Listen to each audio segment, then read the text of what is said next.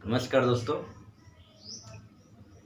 मैं एस के Chaudhary Indeed coaching की ऑनलाइन क्लास में आपका स्वागत करता हूं। मैथ की क्लास पार्ट 2 लेकर उपस्थित है। चलिए आइए देखते हैं। प्रतिशतता हम लोग देख रहे थे कल की क्लास में।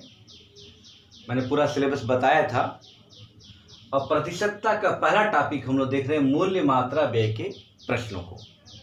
ये ध्यान ही देना है कि मूल्य, मात्रा, व्यय के प्रश्न का तात्पर्य यही है कि प्रश्न में तीनों शब्द रहेंगे। कल हमने कुछ उदाहरण भी देकर बताया था। आज उसके आगे का हम उदाहरण देते हैं। हम एक मानकर हल करेंगे प्रश्न को। कैसे? देखिए, दो प्रश्न लिए हैं। कल हम लोगों ने देखा था कि इसमें वृद्धि होती थी, इसमें कमी होती थी। अगर मान लीजिए दोनों में वृद्धि हो जाए, मूल्य में भी वृद्धि हो, मात्रा में भी वृद्धि हो, या मूल्य में भी कमी कर दी जाए और मात्रा में भी कमी कर दी जाए, तो क्या होगा? कोई दिक्कत नहीं। आपको बस एक के सापेक्ष वृद्धि और कमी करना आना चाहिए, और मैंने बताया है। तो चलिए आते हैं। पहला काम हमारा होना चाहिए कि प्रश्न को पढ़ें ध्यान से, फिर समझ जाएं, पकड़ लें कि अच्छा ये प्रश्न मूल्य, मात्रा, व्यय का है। क्यों है? क्योंकि प्रश्न में मूल्य दिया है, प्रश्न में मूल्य दिया है, प्रश्न में मात्रा दिया है, व्यय दिया है। जैसे इस पर देखिए, मूल्य है, मात्रा है, व्यय है, तो पहचान में आ गया कि मूल्य, मात्रा, व्यय का प्रश्न है। चलिए तो क्या करेंगे? मूल्य में 50% की वृद्धि क्या होगा? बोलिए 1.5। और मात्रा में 10% की कमी नहीं कहा गया है इस बार, मात्रा में भी 10% की वृद्धि, तो क्या हो जाएगा? 1.1। कैसे होता है? कल हमने बताया था ना कि वृद्धि के लिए बस कुछ नहीं करना है कि जितने परसेंट की वृद्धि कहा जाए उस संख्या को एक के बाद दशमलव लगाकर रख देना होता है। जैसे 50% की वृद्धि करना हो तो एक के बाद दशमलव करके 50 रख दीजिए, तो ये बन गया 1.5। और क्या है? दशमलव के बाद कोई अंक हो, कितना हो, जीरो, उसका कोई मतलब है नहीं। इसी तरह 10% की वृद्धि के लिए हमें क्या करना है? एक के बाद 10 रख देना होगा, तो ये बन जाएगा 1.1। तो ये अब तक आप सीख चुके होंगे, कल मैंने काफी प्रैक्टिस कराया था। तो वृद्धि हमने कर दिया, इसमें भी वृद्धि कहा है तो इसमें भी वृद्धि कर देंगे। अब फिर आपको कॉन्सेप्ट पता है, गुणा कर देंगे, तो आपको 15 और 11 में गुणा कर देना होगा। अगर आपको गुणा भाग नहीं है तो आराम से कर लीजिए, गलती नहीं करना है। क्या कर लेंगे भाई? 15 में 11 का गुणा करने का मतलब है तो 165 हो जाएगा, ठीक है ना? तो 1.65। अब आपको पता है, यहाँ पे फिर समझिए, एक से ज्यादा आया कि एक से कम आया है? तो एक से ज्यादा है ना, तो वृद्धि होगी। अगर यही वैल्यू, ये वाली वैल्यू ऊपर वाले एक से कम आती ना, तो कमी होती। तो वृद्धि है, और कितने की वृद्धि है? कितने की वृद्धि? तो 65% की वृद्धि हो। क्या दिक्कत है? कोई डाउट हो ना, कोई डाउट हो तो आप दोनों का डिफरेंस कर लेना। तो डिफरेंस जानते हैं कि सदैव अधिक में से, अधिक वाले वैल्यू में से कम वाली वैल्यू को घटाते हैं, तो 0.65 डिफरेंस आया। लेकिन हमको प्रतिशत में जानना है, तो इसमें हम 100 का गुणा कर देंगे, तो आपका क्या हो जाएगा? 65% की वृद्धि। क्लियर है? तो ये बताइए, अगर आपको दोनों में वृद्धि कहा जाए तो आप कर सकते हैं ना? तो आइए एक और सवाल देखते हैं इस पे कि वृद्धि और कमी हो जाए तो क्या करना होगा। चलिए एक और सवाल देख लेते हैं। आइए, मान लीजिए आपसे कोई कह दे कि किसी वस्तु के मूल्य में 60% की वृद्धि हो जाए, तो पहले हमें एक मानना पड़ेगा, मूल्य को भी, मात्रा को भी एक। तो 1 × 1 की वैल्यू क्या हो गया? अब मूल्य में हमने क्या कर दिया है, 50 की जगह 60% की वृद्धि कर दिया गया है।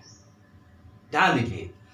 और मात्रा को भी हम बदल दें कि मात्रा में हम कर देंगे कि 20% की वृद्धि कर दिया है, दोनों में वृद्धि। तो कोई दिक्कत है, बोलिए क्या आ जाएगा यहाँ पे 1.6। Very good. और मात्रा में कितने की वृद्धि, 20% की, तो यहां भी क्या होगा 1.2। अब आपको गुणा कर देना है, गुणा करके देखेंगे एक से ज्यादा है तो वृद्धि और एक से कम है तो कमी। तो गुणा आपको करना आना चाहिए, नहीं आता है मुझबानी, पढ़ा नहीं याद है तो आप ऐसे गुणा कर लो। तो 16 दूना हो जाएगा 32, यहाँ हो जाएगा 6, 2 यहाँ हो जाएगा, ठीक 0.2 अंकों पे आ जाएगा। तो गुणनफल 1.92। बस गुणा करना है, कुछ नहीं है, मुझबानी कर सकते हैं। अब बताइए यहाँ पे क्या एक से ज्यादा है कि कम, ज्यादा, तो वृद्धि कितने की हो जाएगी 92% की, क्योंकि दोनों का डिफरेंस आएगा 0.92, उसमें 100 को गुणा कर देंगे, 92% की वृद्धि। क्लियर हो कि नहीं? तो वृद्धि वाला कर लेंगे ना। अब देखिए धीरे धीरे जहां एक्सपर्ट हो जाएंगे ना आप मुझबानी करने लगेंगे। जैसे कोई कह दे कि मूल्य में 20% की वृद्धि, तो मुझबानी सोचेंगे अच्छा 1.2 है कि नहीं, और मात्रा में 10% की वृद्धि 1.1। और गुणा अगर आना चाहिए मुझबानी तो हो जाएगा यहाँ पे 1.32 या क्या है 32% की वृद्धि।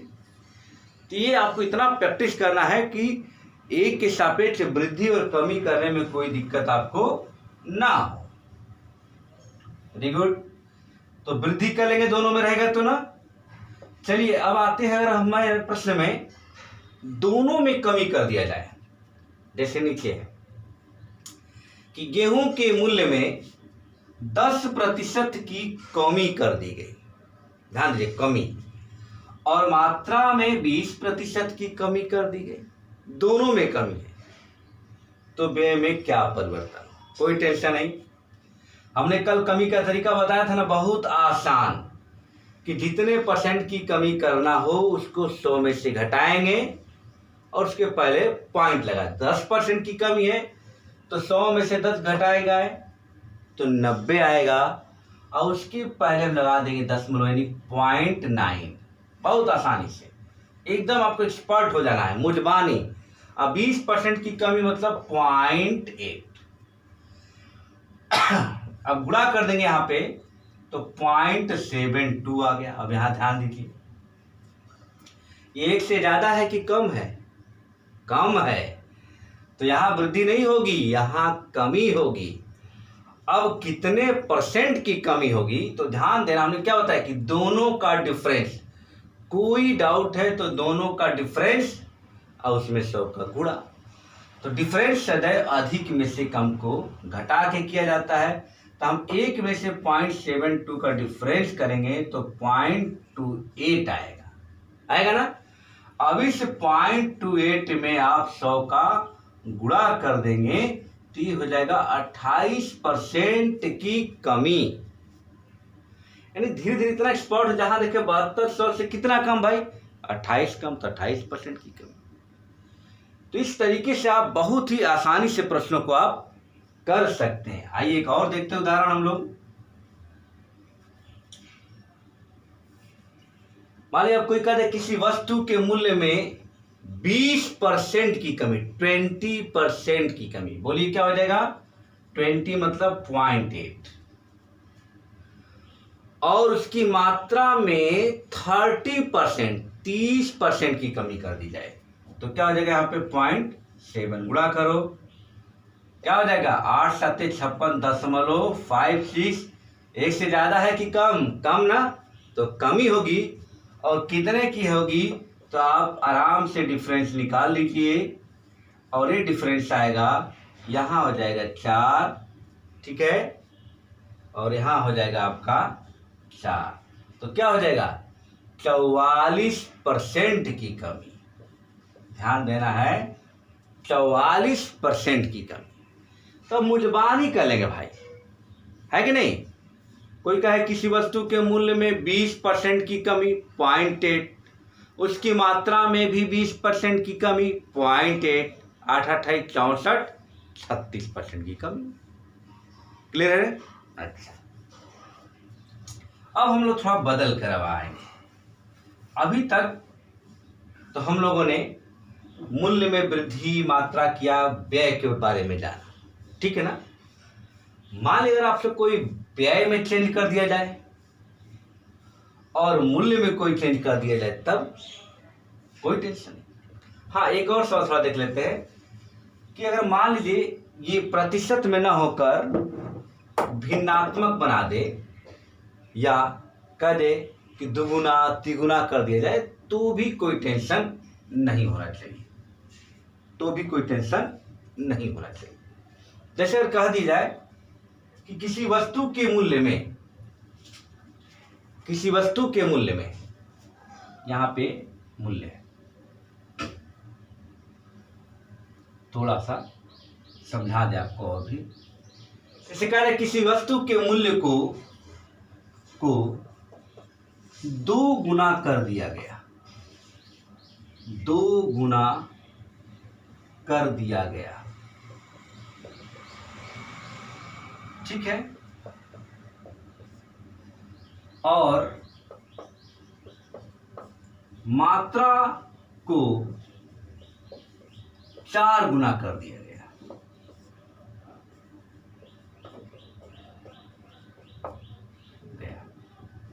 मात्रा को 4 गुना कर दिया गया, तो व्यय में क्या परिवर्तन होगा। अब यही ट्रिक अगर आप जानते तो एक गुना वाले में फंस जाते, लेकिन कोई टेंशन नहीं। पहले आपने सवाल को पहचाना तो मूल्य गुणे मात्रा बराबर व्यय, 1 गुणे 1 बराबर 1 किया और कहा मूल्य को 2 गुना कर दिया गया। तो क्या टेंशन है भाई, मूल्य 1 है तो 1 का दुगुना करने में क्या दिक्कत है, 1 का दुगुना कितना हो जाएगा 2। और मात्रा को भी आपने 1 माना है और मात्रा को कर 4 गुना कर दीजिए, क्या टेंशन है भाई, मात्रा को हमने कर दिया 4 गुना। अब हम जान लेते हैं कि व्यय क्या होगा, तो 4 दूना 8। तो अगर प्रश्न ये पूछे कि व्यय कितने गुना हो गया, तो यहाँ व्यय 1 है, यहाँ 8 है, तो 8 गुना हो गया। लेकिन ये पूछे कि व्यय में कितने % की वृद्धि हुई, तो कॉन्सेप्ट हमेशा ध्यान रखिएगा, ऊपर 1 है, यहाँ क्या गया 8, तो ज्यादा है ना।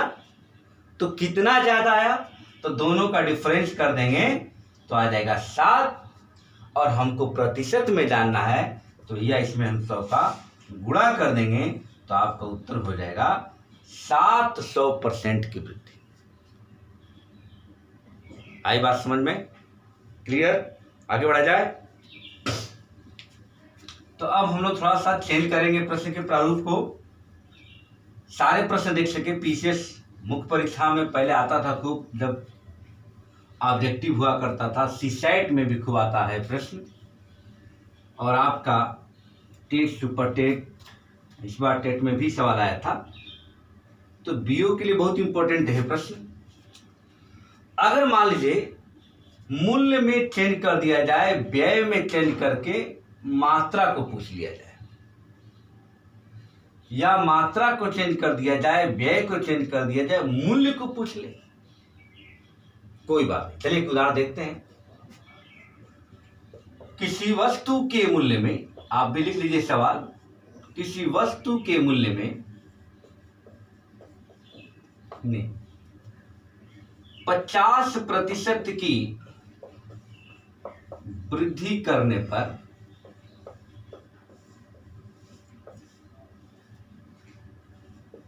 उसकी मात्रा में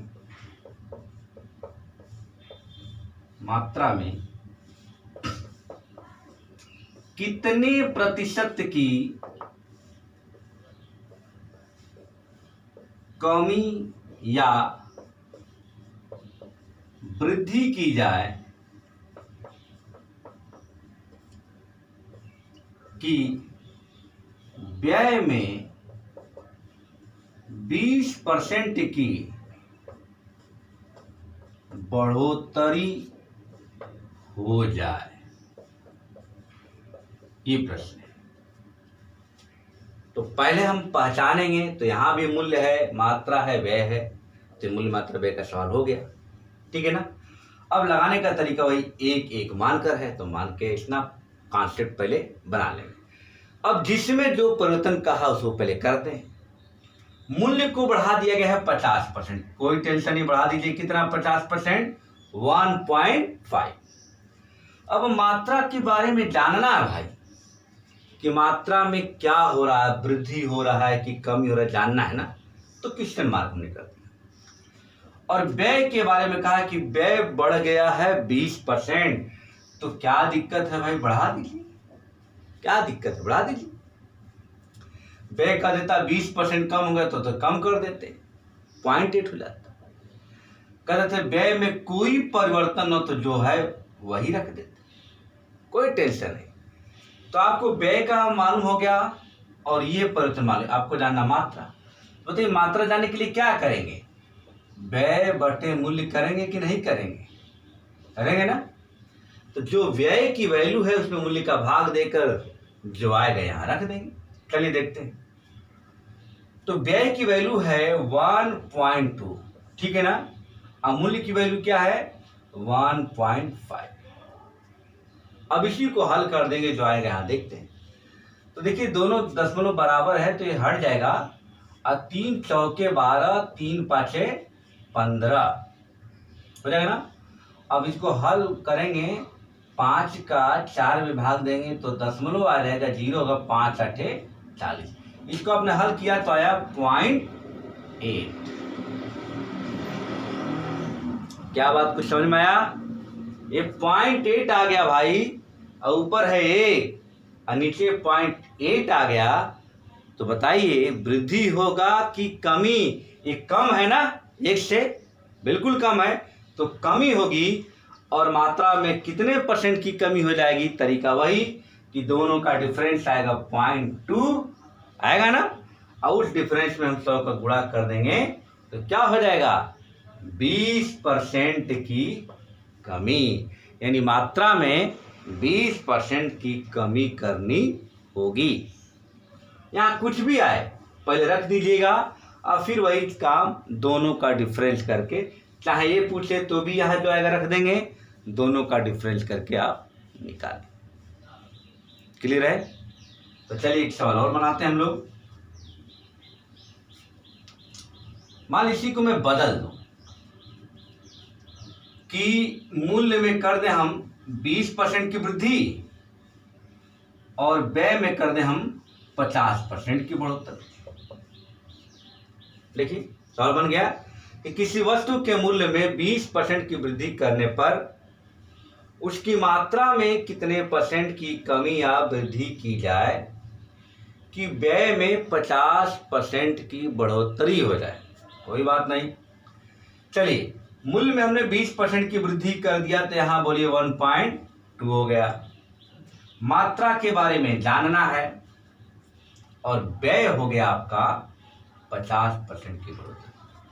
तो हमको निकालना है मात्रा, तो क्या करना होगा, व्यय बटे मूल्य, और यहाँ व्यय की वैल्यू क्या आ गई है, अब 1.5, अब भाग देंगे किसका, मूल्य का, 1.2 का, कटा देंगे यहाँ पे, 3 चौके 12, 3 पाँचे 15, भाग देंगे 5/4 में तो आ जाएगा 1.25।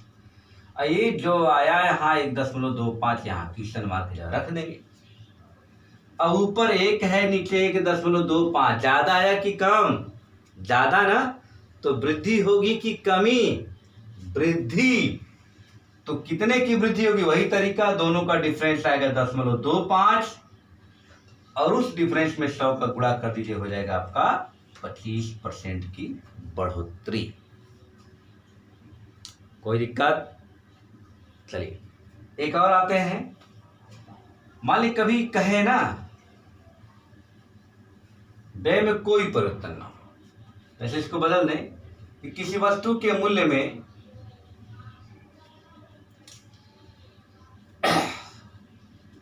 कह दिया जाए कि 20% की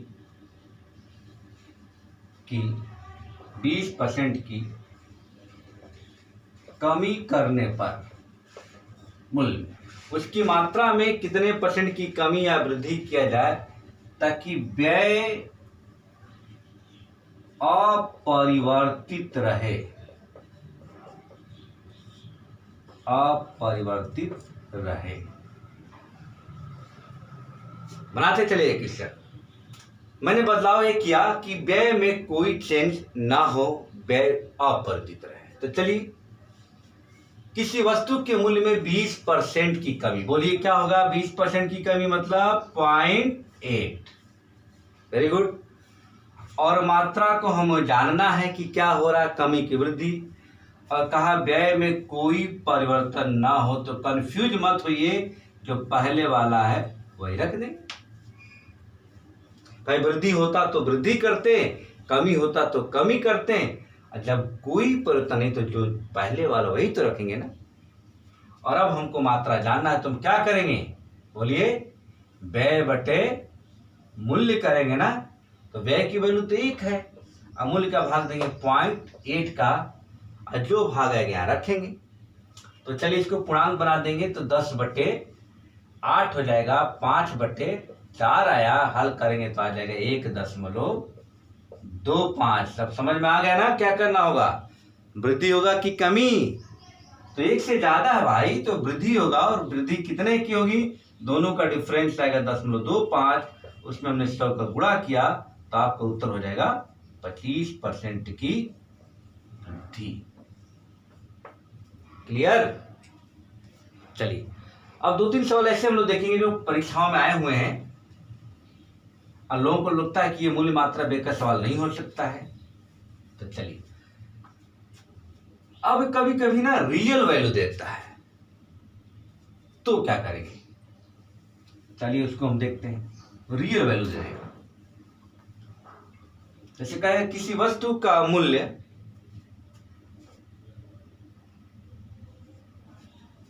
रियल वैल्यू दे देगा, तब क्या करें? तो कहे किसी वस्तु का मूल्य 200 रुपया प्रति केजी से बढ़कर 250 रुपया प्रति केजी हो जाने पर उसकी मात्रा में कितने प्रतिशत की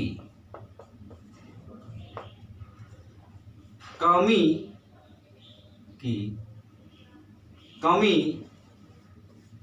या वृद्धि हो कि व्यय में कोई परिवर्तन ना हो,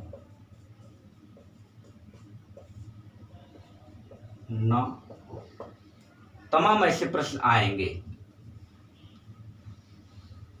तो क्या करेंगे? अब तो भैया यहाँ पे मूल्य दे दिया है ना, तो घबराइएगा मत, क्योंकि आप तो ये जान गए कि ये भी मूल्य, मात्रा और व्यय वाला प्रश्न है ना। तो और ये आसान हो गया, जब हमें मूल्य दे दिया तो मानने की जरूरत नहीं है। फिर मूल्य नहीं देता था तो हम 1 मानते थे। तो जब मूल्य दे दिया है कि मूल्य 200 रुपया है, तो 200 रुपया रख देंगे, क्या टेंशन। और मात्रा नहीं दिया तो मात्रा को हम 1 मानेंगे। तो इस हिसाब से व्यय क्या हो जाना चाहिए? बोलिए, 200 × 1 = 200। जब मूल्य दे देना तब टेंशन नहीं है, वही मूल्य रख दीजिए। अब 200 से बढ़कर कितना हो गया? 250 प्रतिशत नहीं, इससे बढ़ाया तो बढ़ा दीजिए। और मात्रा के बारे में जानना, कर व्यय में कोई परिवर्तन ना हो, तो जो पहले वाला वही रखेंगे ना। अब वही कानून बन गया कि नहीं? अब आपको क्या निकालना है? मात्रा। तो मात्रा निकालने के लिए हमें क्या करना होगा? व्यय बटे मूल्य। तो व्यय कितना है? 200, मूल्य कितना आया? 250। कटा पिटा के देखेंगे क्या रहा। चलिए, 1 0 कट गया यहाँ पे। 5 × 5 = 20, 50 25, यानी 5 8 40, 0.8 आ गया भाई यहाँ पे। यहाँ 1 है, तो क्या होगा मात्रा में? मात्रा में कमी होगी। और कितने की होगी? अब तो एक्सपर्ट हो गया ना कि बार बार घटाने की जरूरत नहीं है। जहां 0.8 आया समझ लिए कि 20% की कमी। क्लियर है? तो अगर रियल वैल्यू दे देना तो भी कोई टेंशन नहीं भाई। चलिए एक और देख लेते हैं हम लोग कि अगर इस तरह का प्रश्न आए, मान लिया यहां बढ़ के रह कभी घट भी के भी तो हो सकता है ना। चलिए देखते हैं और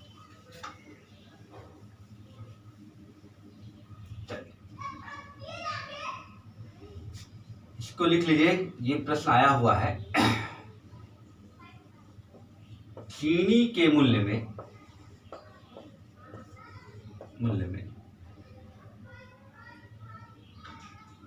नहीं, वो दूसरा सवाल है।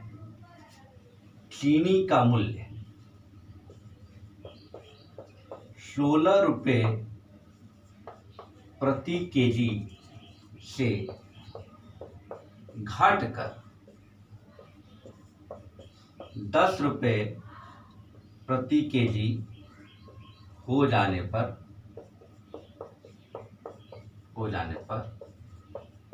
उसकी मात्रा में कितने प्रतिशत की कमी या वृद्धि की जाए कि व्यय अपरिवर्तित रहे। ठीक है ना? चलिए अब भाई चीनी का मूल्य दे दिया है तो मानने की जरूरत है नहीं। तो चीनी का मूल्य कितना दे दिया है? 16 रुपया लग देंगे।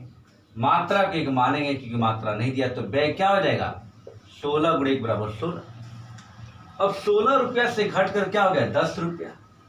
घट कर है तो घट कर रखेंगे, बढ़ कर है तो बढ़ कर रखिए। और मात्रा जानना है, अगर व्यय अपरिवर्तित रहे तो जो पहले है वही तो रखेंगे ना भाई। अब आपको मात्रा जानना है तो हमें व्यय बटे मूल्य करना होगा ना। तो 16 है व्यय और मूल्य है 10, तो ये क्या हो जाएगा? 1.6 हो जाएगा। तो जब 1.6 हो गया और यहाँ 1 है तो ज्यादा है कि कम है? ज्यादा है ना, तो वृद्धि होगी। तो दोनों का डिफरेंस आया 0.6 और इसमें 100 का गुणा कर देंगे भाई तो क्या हो जाएगा? 60% की वृद्धि हो। ये थे मूल्य मात्रा व्यय के प्रश्न। आप इसे हल कीजिएगा। इतने ही तरह के मूल्य मात्रा व्यय के प्रश्न आएंगे।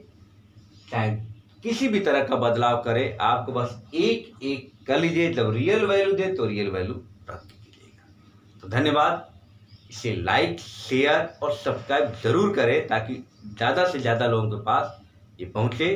कल इसके पार्ट 3 को हम लोग लेकर आएंगे। धन्यवाद।